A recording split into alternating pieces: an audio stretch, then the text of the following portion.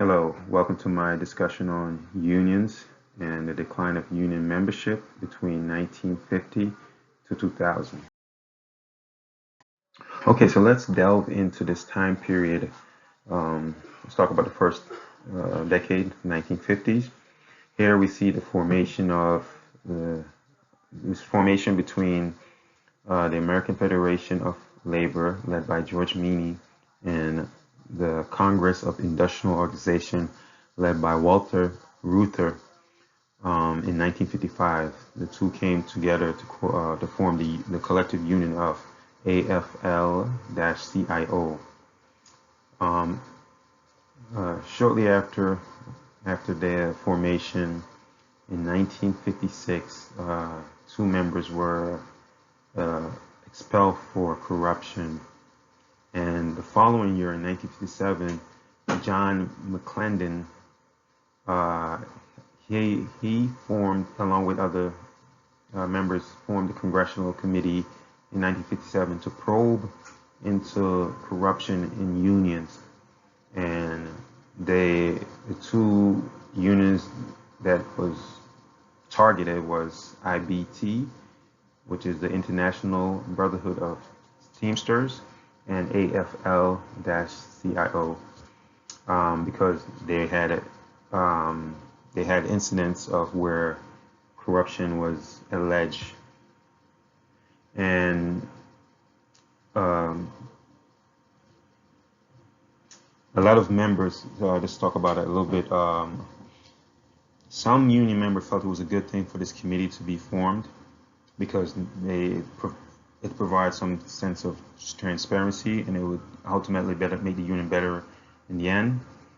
But others felt that it was a little bit invasive because now you have the government involved in in the internal relationship of the union and internal workings of the union. So they felt overall that having the government step in could hurt the union in the long run as far as relationship is concerned. And let's later on in this time period, now, as we move forward in this time period, in 1968, Dr. King was assassinated, and his assassination was during a sanitation labor strike. So the significance of that is here for the labor movement. The significance is that here you have a prominent figure during a labor strike is killed. And if you're someone who were in doubt, have doubts about unions, you have more doubts after the fact now that you see somebody being killed at a labor strike. What the motives? Well, we don't know what it was, but to have that happen during a labor strike was pretty telling. And later on in the time period in the 1980s, we have Ronald Reagan. Um, he in August 5th of the 1981, there was 13,000 air traffic controllers that went on strike, basically walked off the job, and they were protesting for or petitioning for higher wages and better working conditions. And President Reagan issued an executive order demanding that the workers return back to work. And if they didn't return within 48 hours, they were going to be fired.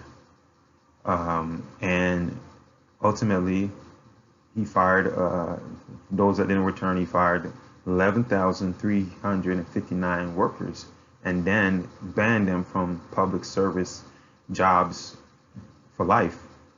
So now, once again, when we're talking about the decline of the labor movement, this is a very pivotal moment because you have the president of the United States at the time, Ronald Reagan, um, basically using his powers and to circumvent the the labor process and that unions use to seek better working conditions.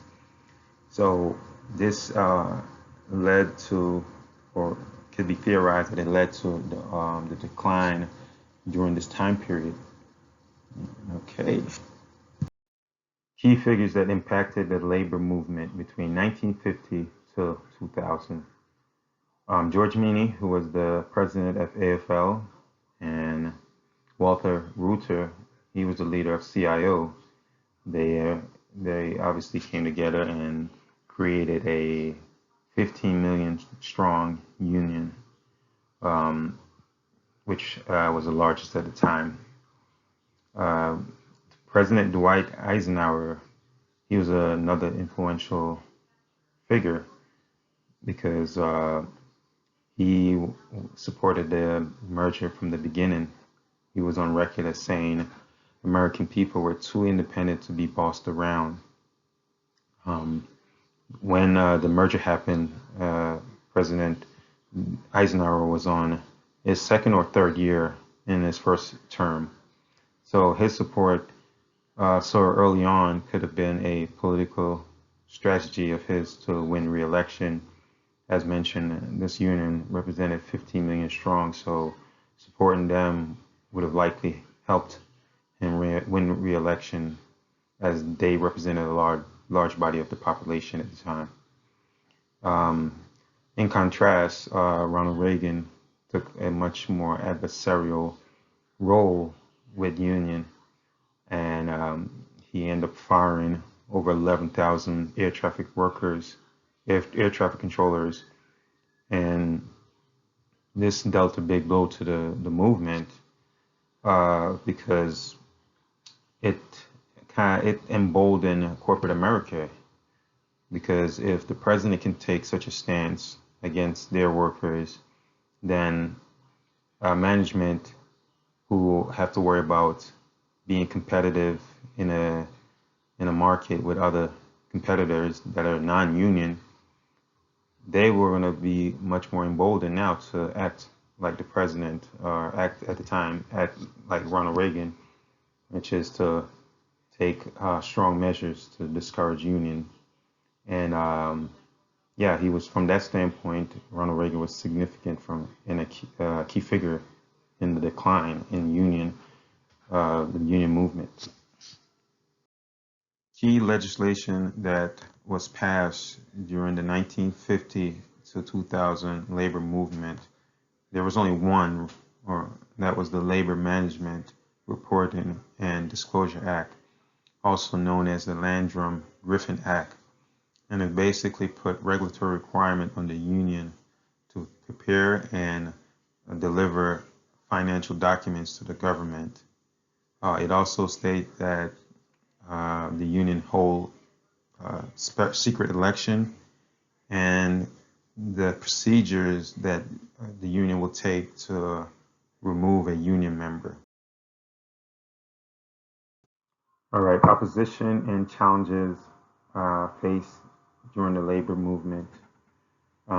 Outside of the unprecedented steps uh, taken by Ronald Reagan, throughout this time period, management engaged in a lot of anti-union campaigns when there was a union drive on property, and also they threatened to close their businesses if the employees chose to unionize, and they also fired union.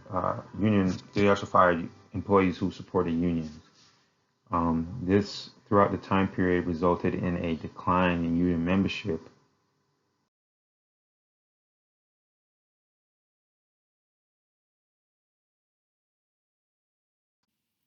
Hello, everyone. This part of the project is on the unions of the present day. So, just strictly looking at the numbers, and according to the U.S. Department of Labor, as of 2019, the union membership rate was a total of 10.3%. That equates to roughly 14.6 million wage and salary workers. Of those 14.6 million, roughly 33.6% of the public sector workers are members of a union, as opposed to only 6.2% of the private sector workers. Overall, union membership has been on a steady decline for several years now. This is largely due to two main reasons. First is that the composition of jobs in the U.S. is changing. Healthcare, restaurant, and hospitality jobs are among the fastest growing industries in the U.S., and typically these jobs have not had high unionization rates. Another cause is in the decline of unions has been the passing of right-to-work legislation. This legislation allows people who work in unionized workplaces to decide on their own if they want to join a union. In the past, and prior to this legislation, joining a union was oftentimes a requirement for employment. In my opinion, I believe union membership will continue to decline. While it can be beneficial to workers, unions make it difficult for companies to grow.